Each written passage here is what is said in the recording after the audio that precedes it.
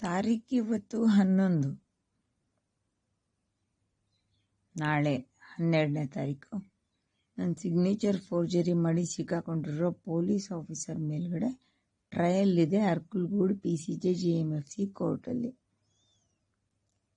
ಈಗ ಹಿಂದಿನ ಡೇಟಲ್ಲಿ same presiding officer ಚಂಪಾಶ್ರೀ madam ಅವರು ಕೋರ್ಟ್ ಒಳಗಡೆ ನನ್ನ ಅಪೋನೆಂಟ್ ಅಡ್ವೊಕೇಟ್ ಒದ್ದು ಹೊರಗಾಗ್ತೀನಿ ನಿನ್ನ ಅಂತ ಹೇಳಿದ್ರೆ ಸುಮ್ಮನಿದ್ದಾರೆ, ಏನು ಆ್ಯಕ್ಷನ್ ಇಲ್ಲ. ಇದು ಕಂಡ್ರಪ್ಪ ಜುಡಿಷಿಯರಿ ಅಂದರೆ ಅರ್ಕಲ್ಗೂಡಲ್ಲಿ ಈ ದುರವಸ್ಥೆಯಲ್ಲಿ ನಾನಿದ್ದೀನಿ.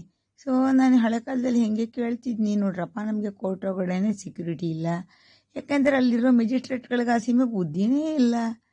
ಇವ್ರ ಮುಂದೆನೇ ಕ್ರೈಮ್ ನಡೀತಾ ಇದ್ರೆ ಅದನ್ನು ಕಾಗ್ನಿಸೆನ್ಸ್ ಆಫ್ ದ ಅಫೆನ್ಸ್ ತಗೋಬೇಕು ಅನ್ನೋದು ಕಾಮನ್ ಸೆನ್ಸ್ ಅವ್ರಿಗೆ ಇಲ್ಲೇ ಇಲ್ಲ.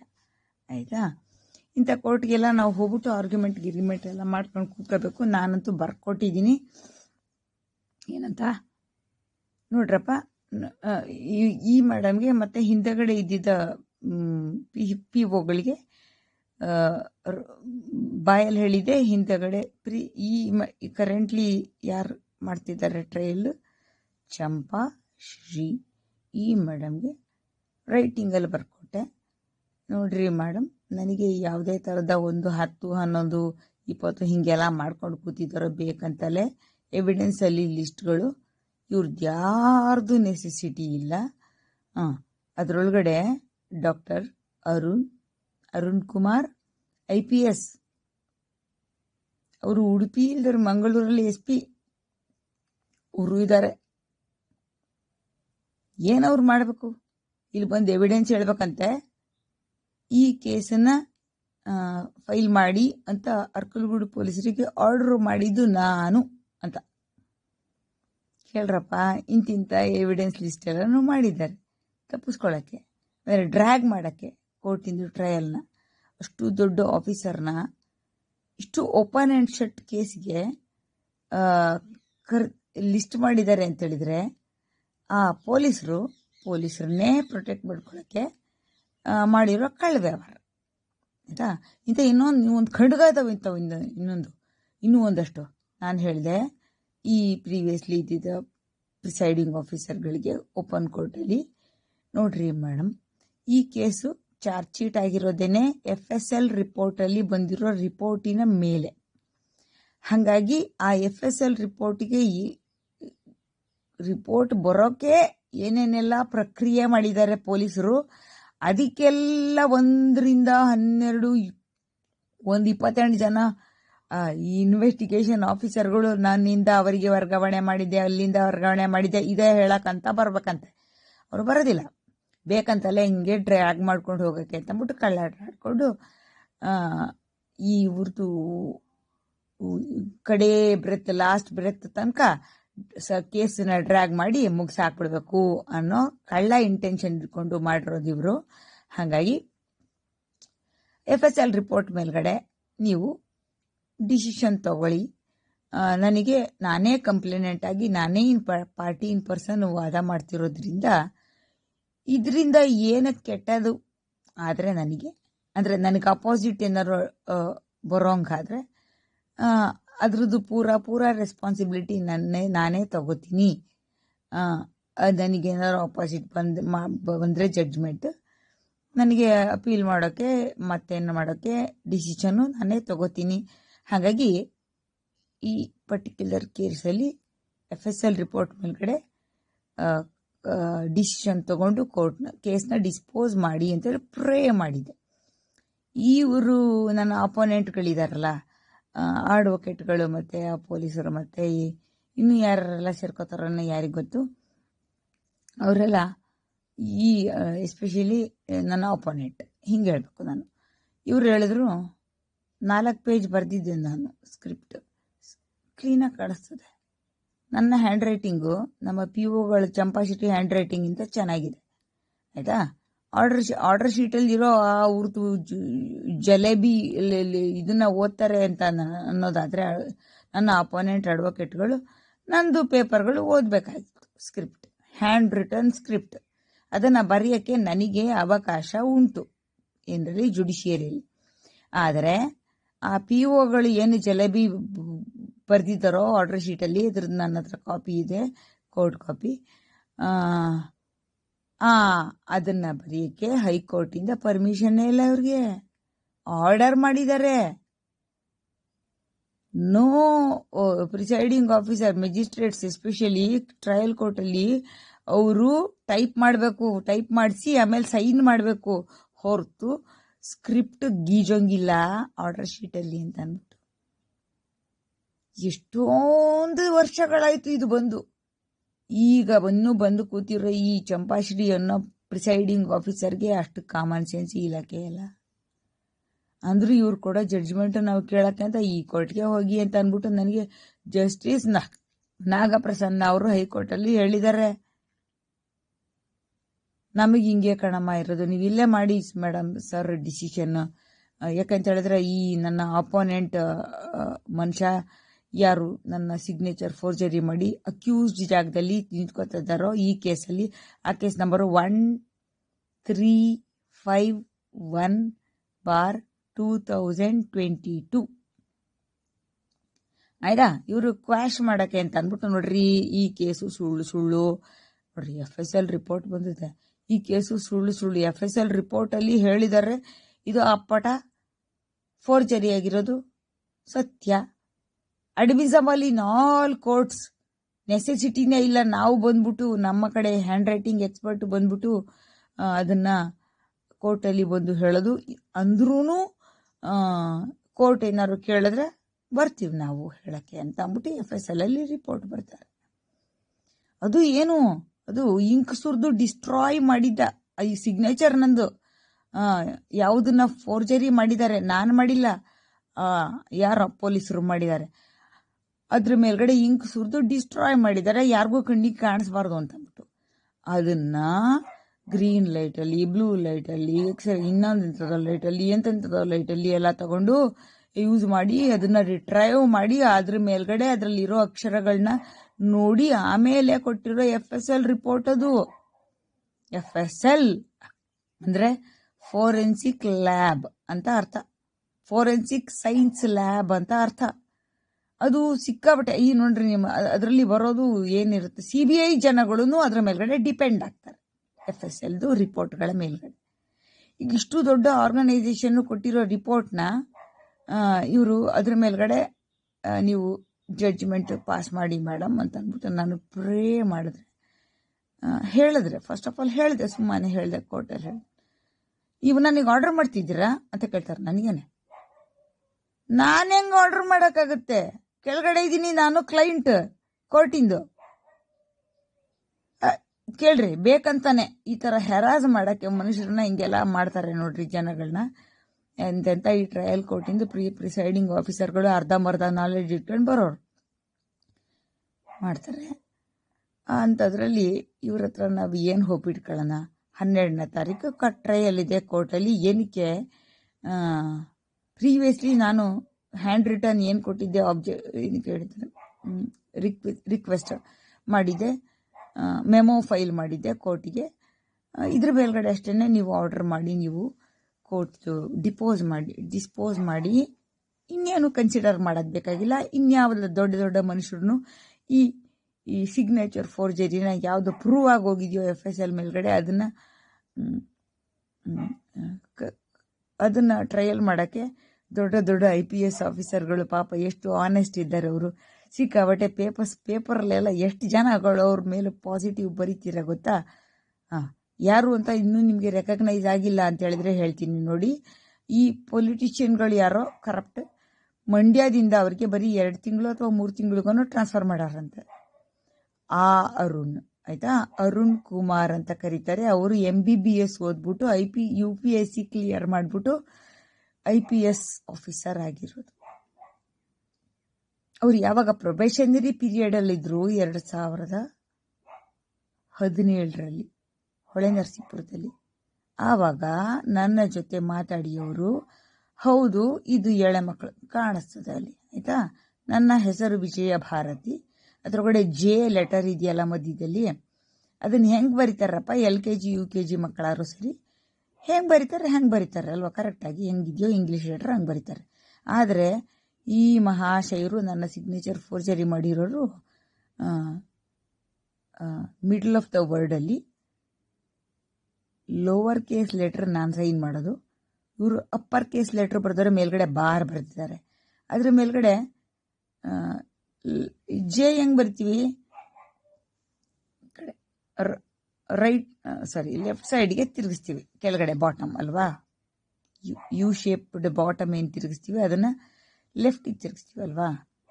ಈ ಮಹಾಶಯರಿಗೆ ಇನ್ನೆಷ್ಟರ ಮಟ್ಟಕ್ಕೆ ಇಂಗ್ಲೀಷ್ ಬಂದಿರಬೇಕು ನೋಡ್ರಿ, ಇವರು ರೈಟಿಗೆ ತಿರ್ಸಾರೆ. ಈ ಫೋರ್ಜರಿನ FSLಗೆ ಕಳಿಸಿ ರಿಪೋರ್ಟ್ ತಗೊಳ್ಳೋ ನೆಸೆಸಿಟಿನೇ ಇರಲಿಲ್ಲ, ಅಂದ್ರೂ ಮಾಡಾರೆ. ಅದು ಅರುಣ್ ಕುಮಾರ್ ಹತ್ರ ನಾನು ಮಾತಾಡಿ, ನೋಡ್ರಿ ಸರ್, ಇಷ್ಟು ಓಪನ್ ಆಗಿ ಕಾಣಿಸ್ತಾ ಇರೋ ಫೋರ್ಜರಿನ ಈಗಾಗಲೇ ಈ ಯಾವ ಕೇಸ್ ಇದು ಮೊಹಜರ್ ಡಾಕ್ಯುಮೆಂಟ್ ಮೇಲೆ ಇದ ಮಾಡಿದಾರೋ ಆ ಕೇಸಿನಲ್ಲಿ ಡಿಪೋಸ್ ಮಾಡಿದ ಟ್ರಯಲ್ ಕೋರ್ಟಲ್ಲಿ ನಮ್ಮದೆಲ್ಲ ಇದನ್ನ ನೋಡಿ ಆ ಕೇಸ್ನ ಡಿಸ್ಪೋಸ್ ಮಾಡಿ ಜಡ್ಜ್ಮೆಂಟ್ ಬರೆದಿದ್ದಾರಲ್ಲ, ಆ ಜಡ್ಜು ಅವರೇ ಖುದ್ದು ಬರೆದಿದ್ದಾರೆ ಆ ಕಾಲದಲ್ಲಿದ್ದವರು. ಇದು ಇವರು ನಾನು ಮಾಡಿಲ್ಲ ಫೋರ್ಜರಿ ಅಂತ ಹೇಳಿದ್ರು ಫೋರ್ಜರಿ ಅಂತ ಅನ್ನೋದು ಕಾಣಿಸ್ತಾ ಇದೆ ಕಣ್ಣಿಗೆ ಅಂತ ಅಂದ್ಬಿಟ್ಟು. ಇವಾಗ ಹೇಳಿ, ಇಷ್ಟೊಂದು ವರ್ಷಗಳು ಹಿಡಿತು ನನಗೆ ಈ ಪೊಲೀಸ್ ಡಿಪಾರ್ಟ್ಮೆಂಟ್ ಜೊತೆ ಹೋರಾಟ ಮಾಡಿ ಕಟ್ಟ ಕಡೆಗೂ ಇವ್ರ ಮೇಲ್ಗಡೆ ನಾನು ಚಾರ್ಜ್ ಶೀಟ್ ಫೈಲ್ ಮಾಡ್ಸೋಕ್ಕೆ ಏನೇನೆಲ್ಲ ಚೀಪ್ ರೇಟೆಡ್ ಟ್ರಿಕ್ ಯೂಸ್ ಮಾಡ್ಬೋದೋ ಎಲ್ಲನೂ ಮಾಡಿದ್ದಾರೆ. ಈಗ ಯೂಸ್ ಮಾಡ್ತಿರೋ ಚೀಪ್ ರೇಟೆಡ್ ಟ್ರಿಕ್ ಏನಪ್ಪ ಅಂದರೆ ಡ್ರ್ಯಾಗ್ ಮಾಡೋದು ಕೋರ್ಟ್ ಕೇಸ್ ಟ್ರಯಲ್ನ. ಈ ಲೇಟೆಸ್ಟ್ ಯೂಸ್ ಮಾಡಿದ ಚೀಪ್ ಟ್ರಿಕ್ ಏನಪ್ಪ ಅಂತ ಹೇಳಿದ್ರೆ, ಈ ಮೇಡಮ್ ವಿಜಯ ಭಾರತಿ ಕಂಪ್ಲೇನೆಂಟ್ ಗೀಜದಲ್ಲ, ಚೆನ್ನಾಗೇ ಬರ್ತಿದ್ದೀನಿ, ಬರೆದು ಕೊಟ್ಟಿರೋ ಈ ಮೆಮೊ ನನಗೆ ಓದಕ್ಕಾಗೋದಿಲ್ಲ, ಟೈಪ್ ಮಾಡಿಸಿ ಕೊಡಿ ಅಂತ ರಿಕ್ವೆಸ್ಟ್ ಮಾಡಿಬಿಟ್ಟು PO ಚಂಪಾಶ್ರೀ ಮೇಡಮ್ ಕೈಯಲ್ಲಿ ಅಂತಂದ ಹಂಗಂತ ಅವ್ರ ಕಡೆನೇ ಫೇವರ್ ಆಗೋ ಥರ ಆರ್ಡ್ರ್ ಬರ್ಸ್ಕೊಂಡ್ರು. ಅದಕ್ಕೆ ಅವ್ರು ಟೈಪ್ ಮಾಡಿ ಕೊಟ್ಟಿದ್ದೀನಿ ಅವ್ರಿಗೆ ನಾನು ಪ್ರೀವಿಯಸ್ ಹಿಯರಿಂಗಲ್ಲಿ. ಆಯಿತಾ, ಒಂದು ವಾರದ ಹಿಂದಗಡೆ ಏನು ಕೊಡೇನೆ ತಾರೀಖು ಹೇಳಬೇಕು ಎಕ್ಸಾಕ್ಟ್ಲಿ ಅಂದರೆ ಅದ್ಯಾವತ್ತು 5ನೇ ತಾರೀಕು ಫೆಬ್ರವರಿ ತಿಂಗಳು 2025 ಇದ್ದಿದ್ದ ಕೇಸ್ ಅದು. ನಾನು ಕೊಟ್ಟಿದ್ದೀನಿ ಇವಾಗ ಇಂಥ ಏನು ಮಾಡಿ ಪ್ರಿಂಟ್ ಮಾಡಿದ್ದ ಇದನ್ನು ಮೆಮೊ ಸೇಮ್ ಎಷ್ಟು ಮ್ಯಾಕ್ಸಿಮಮ್ ಟ್ಯಾಲಿ ಆಗೋಕ್ಕಾಗುತ್ತೋ ಅಷ್ಟು ಮ್ಯಾಕ್ಸಿಮಮ್ ಮಾಡಿದ್ದೀನಿ. ಎಲ್ಲೆಲ್ಲೆಲ್ಲ ಚೂರುಪಾರು ನಾನು ಮಿಸ್ಟೇಕ್ ಮಾಡಿದರೆ ಗ್ರಾಮ್ಯಾಟಿಕಲ್ ಮಿಸ್ಟೇಕು ಮತ್ತು ಚೂರುಪಾರು ಮೆರಿಟ್ ವೈಸ್ ಮಿಸ್ಟೇಕು ಏನೇನೆಲ್ಲ ಬರೆಯುವಾಗ ಜನಗಳಿಗೆ ಮಿಸ್ಟೇಕ್ ಆಗುತ್ತೋ ಆ ಥರ ಒಂದು ಚೂರಾಗಿತ್ತು, ಅದನ್ನೆಲ್ಲ ಕರೆಕ್ಷನ್ ಮಾಡಿ ಕೊಟ್ಟಿದ್ದೀನಿ. ಇವಾಗ ನಾನು ಏನು ಟೈಪ್ ಮಾಡಿ ಕೊಟ್ಟಿದ್ದೀನಲ್ಲ ಅದನ್ನು ಫುಲ್ ಆ್ಯಂಡ್ ಫೈನಲ್ ಅಂತ ಕನ್ಸಿಡರ್ ಮಾಡಿಕೊಂಡು ಇವರು ನಮಗೆ ಆರ್ಡರ್ ಪಾಸ್ ಮಾಡಬೇಕು. ಈಗ ಅದಕ್ಕೆ ಇವ್ರೇನು ಬರ್ತಿದ್ದಾರೆ, ಅಪೋನೆಂಟ್ ಅಡ್ವೊಕೇಟ್ಗಳು ಇದನ್ನ ಓದ್ಕೊಂಬಿಟ್ಟು ಇದ್ರ ಮೇಲೆ ಆಬ್ಜೆಕ್ಷನ್ ಏನಾದ್ರು ಮಾಡೋದಿದ್ರೆ ಮಾಡ್ಕೊಳ್ಳಿ ಅಂತ ಬರ್ತಾರೆ ಜಡ್ಜ್. ಈಗ ನಾನು 4 ಪೇಜ್ ಬರೆದಿದ್ದೆ ಹ್ಯಾಂಡ್ ರಿಟರ್ನ್, ಆದರೆ ಇದು ಟೈಪ್ ಮಾಡಿದಾಗ ಅದು 2 ಪೇಜಿಗಳಿತ್ತು. 2 ಪೇಜ್ ಇಂಗ್ಲೀಷ್ ಟೆಕ್ಸ್ಟ್ನ ಓದ್ಬಿಟ್ಟು ಇವರೇ ಕೇಳಿರೋದು ಏನಂತ ಟೈಪ್ ಮಾಡಿಸಿ ಕೊಡಿಸಿ ಅಂತ ಓದ್ಬಿಟ್ಟು ಅಬ್ಜೆಕ್ಷನ್ ಫೈಲ್ ಮಾಡೋಕ್ಕೆ ಎಷ್ಟು ಜಾಸ್ತಿ ದಿನಗಳು ಬೇಕಾಗತ್ತೆ ನೋಡ್ರಿ. 1 ದಿನದಲ್ಲಿ ಮಾಡ್ಬೋದಾಗಿತ್ತು. ಅಂದ್ರೂ ಜಡ್ಜ್ ಮೇಡಮ್ಮು 1 ವಾರ ಅಂದರೆ ಸುಮಾರು 12ನೇ ತಾರೀಕಿಂದುಗೆ ಅಡ್ಜನ್ ಮಾಡಾರೆ, ಅಂದರೆ ನಾಳೆ ಇರೋದು. ಈ ಕೋರ್ಟ್ ಒಳಗಡೆ ಈ ಜಡ್ಜ್ ಮುಂದಗಡೆ ನಿನ್ನ ಒದ್ದು ಹೊರಗಡೆ ಹಾಕ್ತೀನಿ ಅಂತ ಹೇಳಿರೋ ಅಡ್ವೊಕೇಟ್ ಈಗಾಗಲೇ ಇನ್ನೊಂದು ಕೇಸ್ ಇದೆಯಲ್ಲ 1334/2013 ಆ ಕೇಸಲ್ಲಿ ಇಂಥ ಜಡ್ಜ್ಗಳು ಬಾರ್ ಅಸೋಸಿಯೇಷನ್ ಯಾರಿದ್ದಾರೆ ಅರ್ಕುಲ್ಗೂಡೋರು ಇಂತಿಂಥ ಕೆಲಸಗಳೆಲ್ಲ ಮಾಡ್ತಾರೆ ಅಂತ ಇದನ್ನೆಲ್ಲ ನಾನು ಹೈಕೋರ್ಟ್ ಗಮನಕ್ಕೆ ಆಲ್ರೆಡಿ ತಂದಿದ್ದೀನಿ. ಅಂದ್ರೂ ಈ ಮೇಡಮ್ ನನಗೆ ಯಾವುದೇ ಥರದ ಸೆಕ್ಯೂರಿಟಿ ಕೊಡಿ ಪೊಲೀಸರಿಗೆ ಅಂತ ಆರ್ಡರ್ ಬರೆಯೋದಿಲ್ಲ. ನಾನೇ ಖುದ್ದು ಕೇಳಿದ್ರು SP ಸುಜಿತಾ ಮೊಹಮ್ಮದ್ ಇವರು ನನಗೆ ಯಾವುದೇ ಥರದ ಸೆಕ್ಯೂರಿಟಿ ಕೊಡೋದಿಲ್ಲ.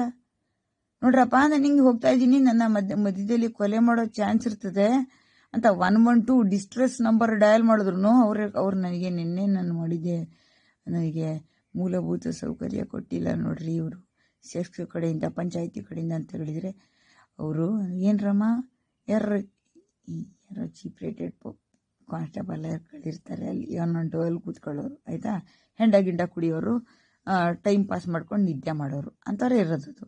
ಈಗಾಗಲೇ ನೋಡ್ರಿ ನಮ್ಮ ಎಷ್ಟೊಂದು ಜನ ಸೋಷಿಯಲ್ ಮೀಡಿಯಾದಲ್ಲಿ ಅವ್ರನ್ನ ಸುಗಿಯೋ ಕೆಲಸ ಮಾಡ್ತಿದ್ದಾರೆ ಆಯಿತಾ. ನಮ್ಮ DG ಆಫೀಸಿಂದ ಇದು ಏನೋ ಸ್ಪೆಷಲ್ ಸರ್ವಿಸ್ ನಮಗೆ ಕೊಟ್ಟಿದ್ದೀವಿ ಅಂತ ಹೇಳಿದ್ರು, ಅದು ಕೆಲಸ ಮಾಡೋದು ಬರೀ ಕಣ್ಣೋರ್ಸ ಬಿಸ್ನೆಸ್ ಅಂತಾರಲ್ಲ, ನೀರಿನ ಮೆನಲ್ಗುಳ್ಳೆ ಆಯಿತಾ, ಹಾಗೆ ಅದು. ಇವರು ನನ್ನ ಸೆಕ್ಯೂರಿಟಿಗೆ ಬಂದ್ರೂ ಇವರು ನ್ಯಾಯನೀತಿಲಿ ಸೆಕ್ಯೂರಿಟಿ ಕೊಡ್ತಾರೋ ಅದು ಗ್ಯಾರಂಟಿ ಇಲ್ಲ. ಕಂಟ್ರೋಲ್ ರೂಮಲ್ಲಿ ಅದು ಎಲ್ಲ ರೆಕಾರ್ಡ್ ಆಗುತ್ತೆ. ಇವ್ರು ಬಂದ್ಬಿಟ್ಟು ಮಾಡೋದೊಂದು ಕಳ್ಳ ಕೆಲಸ, ಕಣ್ಣೋರ್ಸ ಬಿಸ್ನೆಸ್ ಮಾಡಿ ಹೋಗ್ತಾರೆ. ಅದಕ್ಕೆಲ್ಲ ವಿಡಿಯೋ ಮಾಡಿದ್ದೀನಿ ನಾನು, ಅಪ್ಲೋಡ್ ಮಾಡ್ತೀನಿ.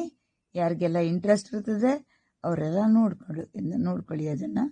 ಯಾರೆಲ್ಲ ನನಗೆ ಈ ವಿಡಿಯೋಗೆ ರೆಸ್ಪಾಂಡ್ ಮಾಡ್ತಾರೋ ಅವರಿಗೆಲ್ಲ ನಾನು ಸಪ್ರೇಟಾಗಿ ಕಳಿಸ್ತೀನಿ. ಇಲ್ದಲ್ಲೇ ಹೋದರೆ ನಾನು ಅದನ್ನು ಸೀದಾ ಕೋರ್ಟಿಗೆ ಕೊಡೋಕ್ಕೆ ಅಂತ ಇಟ್ಕೊಂಡಿರುವಂಥ ವಿಡಿಯೋ ಅದು ಆಯಿತಾ. ನೋಡಿರಿ, ಇವರು KEB ಅಂತ ಏನು ಹೇಳ್ತಾರೋ ಹಳ್ಳಿ ಜನಗಳೆಲ್ಲ, ಇನ್ನು ಸ್ವಲ್ಪ ಎಡ್ಯುಕೇಟೆಡ್ ಜನಗಳೆಲ್ಲ ಅದನ್ನು ಕರೆಕ್ಟಾಗಿ ಸೆಸ್ಕ್ ಅಂತ ಕರೀತಾರೆ. ಅಂದರೆ ಚಾಮುಂಡೇಶ್ವರಿ ವಿದ್ಯುತ್ ಎಲೆಕ್ಟ್ರಿಕ್ ಸಮಯ ಸೆಸ್ಕ್ CESC ಅದು abbreviation. Cooperation, last C cooperation ಬರುತ್ತೆ, ಫಸ್ಟ್ C ಸೆಸ್ಕ್ ಚಾಮುಂಡೇಶ್ವರಿ ಬರುತ್ತೆ, ಎರಡನೇ E ಲೆಟರ್ ಏನಿದೆ ಅದು ಎಲೆಕ್ಟ್ರಿಕಲ್ ಅಂತ ಬರುತ್ತೆ.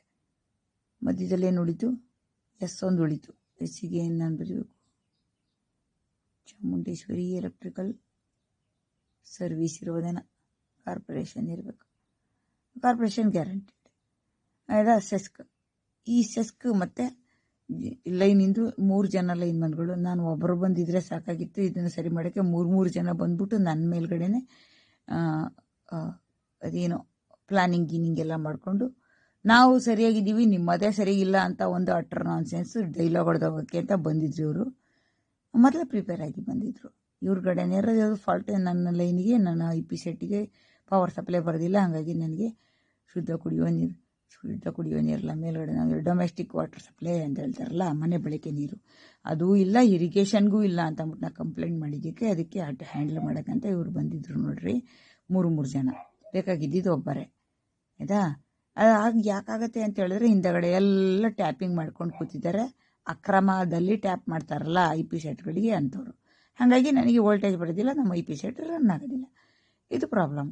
ಇದರಿಂದ ನಂಗೆ ಹಂಗಾಗೈತು. ನಾನು 112 ಮತ್ತೆ ಡಯಲ್ ಮಾಡಿದ್ದೆ. ನೋಡ್ರಪ್ಪ, ನಾನು ಈ ಥರ ಸ್ಟ್ರೈಕಲ್ಲಿದ್ದೀನಿ. ನಾನು ಆಲ್ರೆಡಿ ಸಿಕ್ಕಾಬಟ್ಟೆ ಏನು ಹೇಳ್ತಾರೆ, ಹೆಲ್ತ್ ಪ್ರಾಬ್ಲಮಲ್ಲೂ ಇದ್ದೀನಿ. ನನಗೆ ಹೆಲ್ಪ್ ಮಾಡಿ ಅಂತ ಕೇಳಿದ್ದಕ್ಕೆ, ನನಗೆ ಒಂಚೂರು ನೀರು ತಗೊಬರೋಕ್ಕಾದ್ರೂ ಶುದ್ಧ ಕುಡಿಯುವ ನೀರಿಗೆ ಒಂಚೂರು ಹೆಲ್ಪ್ ಮಾಡಿ ಅಂತ ಕೇಳಿದ್ದಕ್ಕೆ ಅವ ಯಾರೋ ಕಣೆ ಫಸ್ಟ್ ಆನ್ಸರ್ ಮಾಡಿದ ಒಬ್ಬ ಪೊಲೀಸು. ಏನ್ರಿ ಮೇಡಮ್, ಯಾರು ಹೊಡಿತಾ ಇದ್ದಾರಾ ನಿಮಗೆ? ಹಾಂ, ಏನಾರು ಜಗಳ ಆಗ್ತಾ ಇದೆಯಾ? 2 ಜನ ಇದ್ದಾರೆ, ಯಾರು ಹೊಡಿತಾ ಇದ್ದಾರೆ ನಿಮಗೆ? ಹಿಂಗೆಲ್ಲ ಕೇಳ್ತಾ ಇದ್ದ. ನಾನು ಈಗ ರೆಸ್ಪೆಕ್ಟ್ ಕೊಡ್ಬೇಕಾ ಅಂಥವ್ರಿಗೆ? ನಾವು ಪ್ಲೂರಲ್ ಯೂಸ್ ಮಾಡಲ್ಲ. ನಾನು ಯಾರೋ ಒಬ್ಬ ಕಾನ್ಸ್ಟೇಬಲ್ ಹಿಂಗೆ ಮಾಡ್ತಾ ಇದ್ದ, ಸಿಂಗ್ಯುಲರ್ ಟೆನ್ಸೇ ನಾನು ಹೇಳೋದು. ನನ್ನ ಮೇಲೆ ಕೇಸ್ ಮಾಡ್ಕೊಳ್ಳಿ. ಅವ ಯಾರೋ ಕಣೆ ಕಳ್ಳ, ಕುಂಬಳಕಾಯಿ ಕಳ್ಳ, ಹೆಗಲು ಮುಟ್ಕೊಂಡ್ರೆ ಮಾಡ್ಕೊಳ್ಳಿ ನನ್ನ ಮೇಲೆ ಕೇಸು ಅಂತ ನೋಡೋಣ. ನಾನು ಹೇಳ್ತೀನಿ.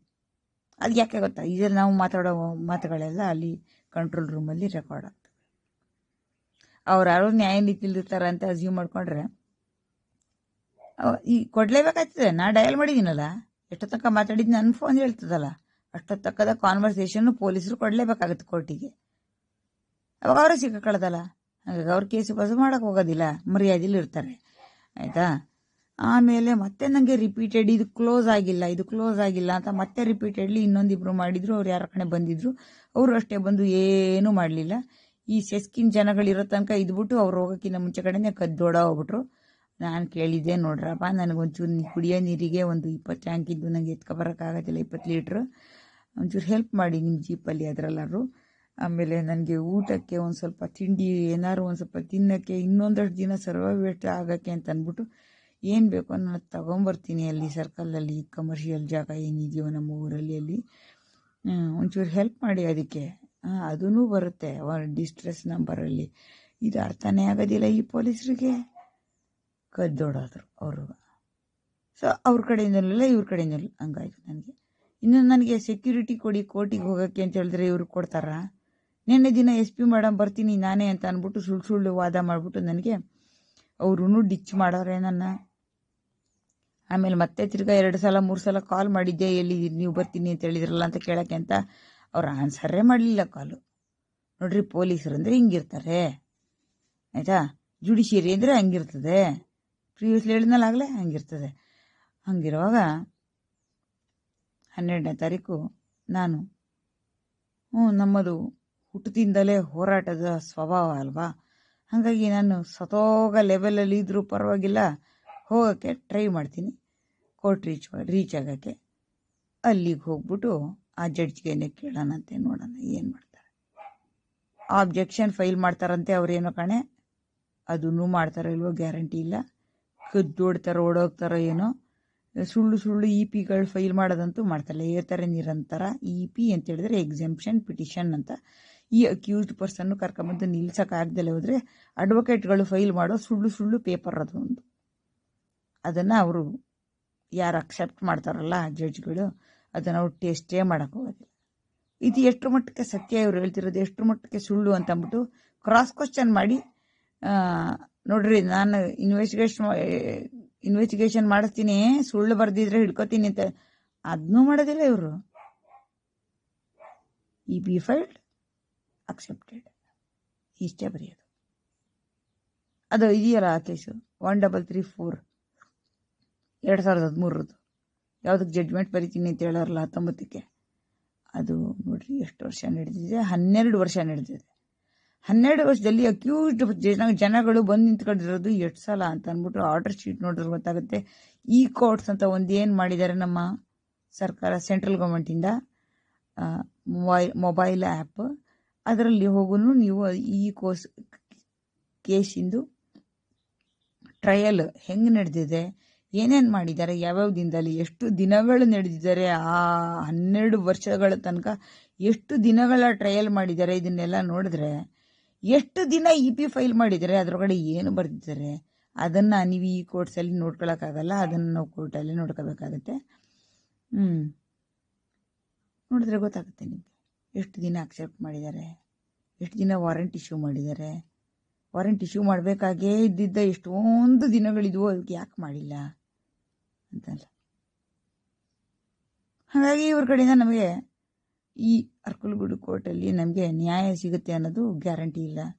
ಇವರು ಏನು ಮಾಡಿದ್ರು ಅದರೊಳಗಡೆ ನಾಗಪ್ರಸನ್ನ ಸರ್ ಮುಂದ್ಗಡೆ ಹೋಗ್ಬಿಟ್ಟು ನಾನು ಏನು ಹೇಳಿ ಬಂದಿದ್ದೆ, ನಾಗಪ್ರಸನ್ನ ಅಂತ ಹೇಳಿದ್ರೆ ಯಾರು ರೇವಣ್ಣ ಕೇಸನ್ನು ಮತ್ತು ಪ್ರಜ್ವಲ್ ರೇವಣ್ಣನ ಕೇಸನ್ನು, ಸಿದ್ದರಾಮಯ್ಯನ ಕೇಸನ್ನು ಇದನ್ನೆಲ್ಲ ಹ್ಯಾಂಡಲ್ ಮಾಡ್ತಿದ್ದಾರಲ್ಲ ಆ ಹೈಕೋರ್ಟ್ ಜಡ್ಜ್, ಅವ್ರ ಹತ್ರ ನಾನು ಸೀದಾ ಮಾತಾಡಿ ಬಂದಿದ್ದೀನಿ. ಪಾರ್ಟಿ ಇನ್ ಪರ್ಸನ್ನು ಹಳೆ ಕಾಲದಲ್ಲಿ 2022ರಲ್ಲಿ ಆಯಿತಾ ಮಾತಾಡಿ ಬಂದಿದ್ದೀನಿ. ಅವ್ರಿಗೆ ಗ್ಯಾರಂಟಿ ನನ್ನ ರೆಕಗ್ನಿಷನು ಇರುತ್ತೆ. ಯಾಕಂತ ಹೇಳಿದ್ರೆ ಪಾರ್ಟಿ ಇನ್ ಪರ್ಸನ್ಗಳು ಅಷ್ಟೊಂದು ಜಾಸ್ತಿ ಅವಾಗ PR ಆಗ್ತಾ ಇರಲಿಲ್ಲ. 2 ರೌಂಡು ಇಂಟರ್ವ್ಯೂ ಫೇಸ್ ಮಾಡಿ ಇವರಿಗೆ ಒಂಚೂರು ನಾಲೆಡ್ಜ್ ಇದೆ ತಲೆಯೊಳಗೆ ಅಂದರೆ ಮಾತ್ರ ಬಿಡ್ತಾ ಇದ್ದಿದ್ದು ಹೈಕೋರ್ಟ್ ಒಳಗೆ. ಕೋವಿಡ್ದೇ ಇನ್ನೂ ಇತ್ತಲ್ಲ, ಇದೆಲ್ಲ ಏನು ರಿಪರ್ಕಷನ್ಸ್ ಅಂತ ಏನು ಹೇಳ್ತಾರೆ ಅದಿತ್ತಲ್ಲ, ಹಾಗಾಗಿ ಸೆಕ್ಯೂರಿಟಿಗೆ ಅಂತ ಅಂದ್ಬಿಟ್ಟು ಇವ್ರು ಹಿಂಗೆ ಮಾಡ್ಕೊಂಡಿದ್ರು. ಸೊ ಅವ್ರ ಮುಂದೆ ಹೇಳಿದೆ ನಾನು, ಇವ್ರೇನು ಮಾಡಿದ್ರು ನೋಡಿ ಸರ್, FSL ರಿಪೋರ್ಟ್ ಬಂದ ಮೇಲೆ ಅಷ್ಟೇ ಇವರು ಈ ಕ್ವಾಶ್ ಪಿಟಿಷನ್ನ ಫೈಲ್ ಮಾಡಿರೋದು. ಅದಕ್ಕಿಂತ ಮುಂಚೆ ಕಡೆ ಮಾಡ್ಬೋದಾಗಿತ್ತು. ಇವರು ಸುಳ್ಳು ಅಂತ ಕೇಸಿದ್ರೆ ಅದಕ್ಕೆ ಯಾಕೆ ಮಾಡಲಿಲ್ಲ? ಇಷ್ಟೊಂದು ಹರ್ಡಲ್ಸ್ನ ಫೇಸ್ ಮಾಡಿ ಬಂದಿದ್ದೀನಿ ನಾನು ಇಲ್ಲಿ ತನಕ ಬರೋಕ್ಕೆ. ಇದು ನಾನು ರೆಸ್ಪಾಂಡೆಂಟ್ ನಂಬರ್ 2 ಅದರಲ್ಲಿ ಕಂಪ್ಲೇನೆಂಟ್, ನಾನು ಕಂಪ್ಲೇನ್ ಮಾಡಿದವಳು, ನಾನು ಕೇಸ್ ಫೈಲ್ ಮಾಡಿದವಳು ನಾನು. ಆದರೆ ಅದನ್ನು ಫೈಲ್ ಆಗಿರೋದು FIR ಕಡೆಯಿಂದ, ಪೊಲೀಸರ ಕಡೆಯಿಂದ. ಹಾಗಾಗಿ ಸ್ಟೇಟ್ ಅಂದರೆ ಪ್ರಾಸಿಕ್ಯೂಟರ್ಗಳು ಫಸ್ಟ್ ಬರಬೇಕು. ರೆಸ್ಪಾಂಡೆಂಟ್ ನಂಬರ್ 1 ಯಾರು? ಹೈಕೋರ್ಟಲ್ಲಿ ಯಾರೋ ಒಬ್ಬರು ಸ್ಪೆಷಲ್ ಪ್ರಾಸಿಕ್ಯೂಟರು.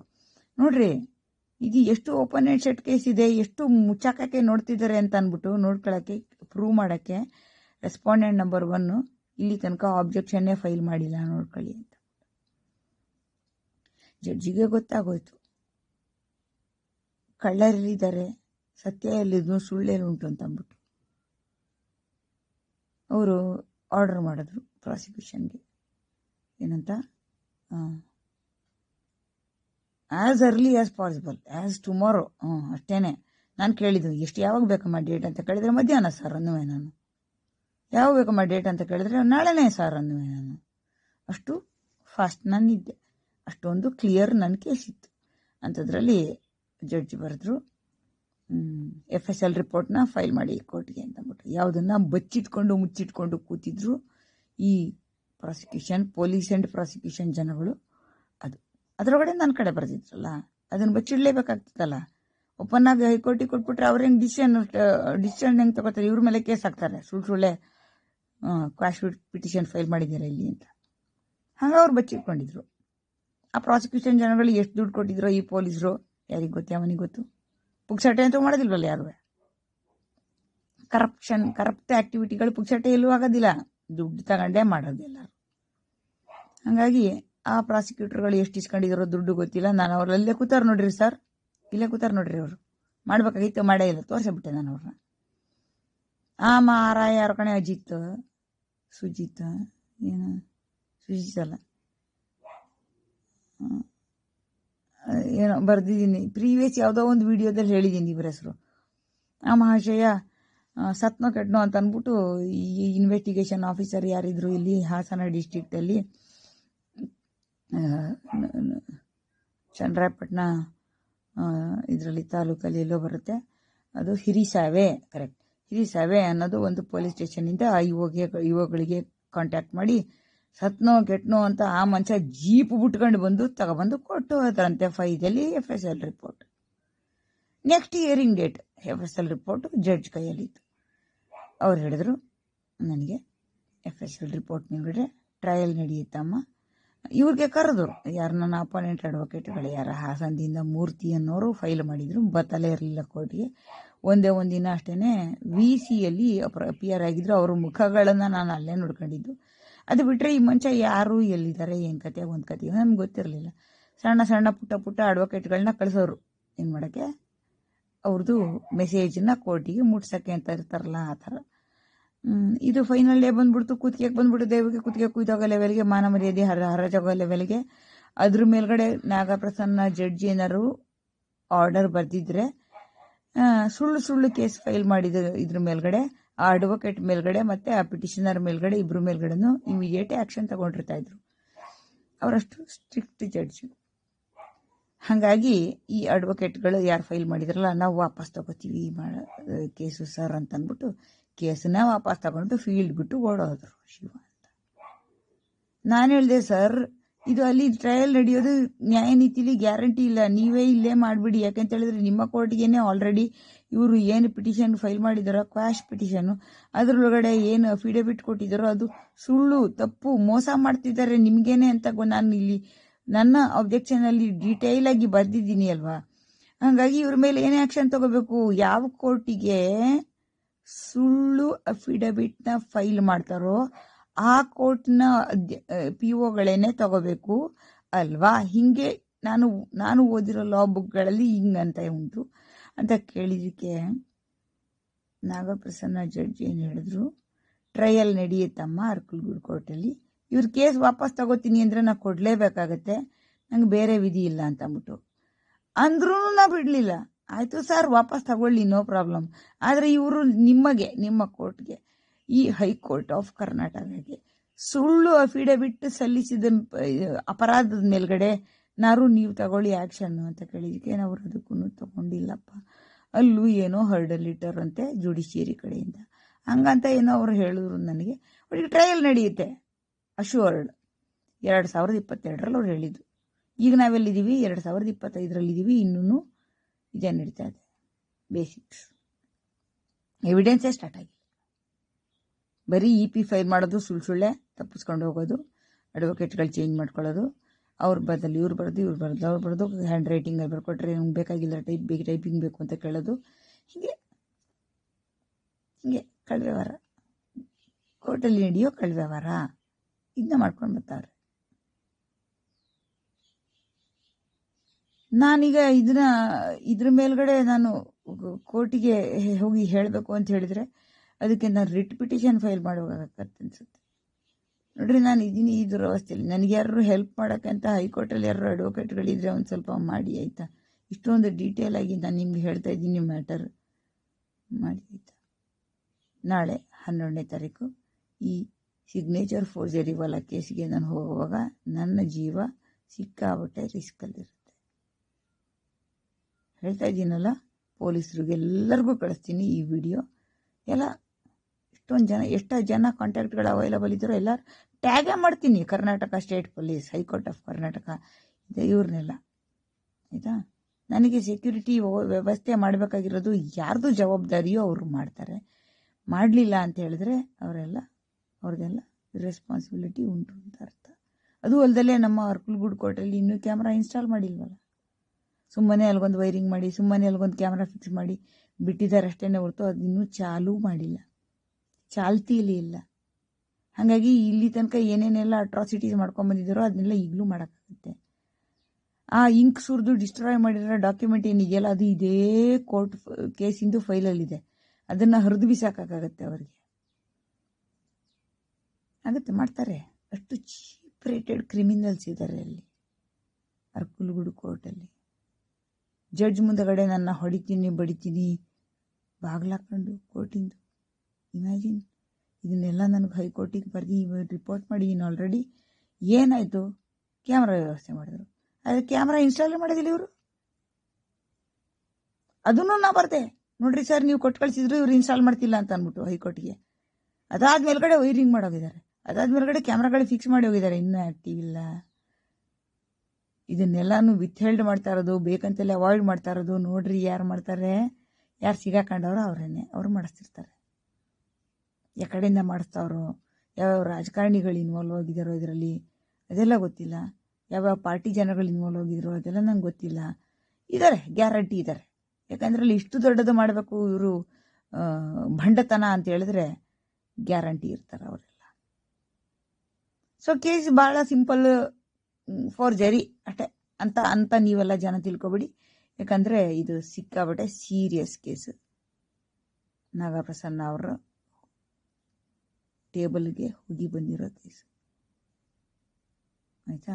ನಾನೊಬ್ಬಳು VIP ಅಲ್ಲ ಅಂತ ಅಂದ್ಬಿಟ್ಟು ಅಷ್ಟೇ ಯಾವ ಪ್ರೆಸ್ನವರು ಇದನ್ನು ಕವರ್ ಮಾಡೋದಿಲ್ಲ. ನನಗೆ ಯಾವ ಥರದ ಪಬ್ಲಿಸಿಟಿ, ಈ ಕೇಸಿಗೆ ಎಸ್ಪೆಷಲಿ ಯಾವ ಥರದ ಪಬ್ಲಿಸಿಟಿನೂ ಯಾರೂ ಇವ್ರು ಇರ್ತಾರಲ್ಲ ಜರ್ನಲಿಸ್ಟ್ಗಳು, ಅವರು ಮಾಡೋದಿಲ್ಲ. ದುಡ್ಡು ಕೊಟ್ಟರೆ ಮಾಡ್ತಾರೆ ಬೇಕಾರೆ, ಸಾವಿರಗಳು ಕೊಡಬೇಕು ಅನಿಸುತ್ತೆ ನನಗೆ. ನಾನು ಅಷ್ಟೊಂದು ದೊಡ್ಡ ಮನುಷ್ಯ ಅಲ್ಲ, ಆಯಿತಾ?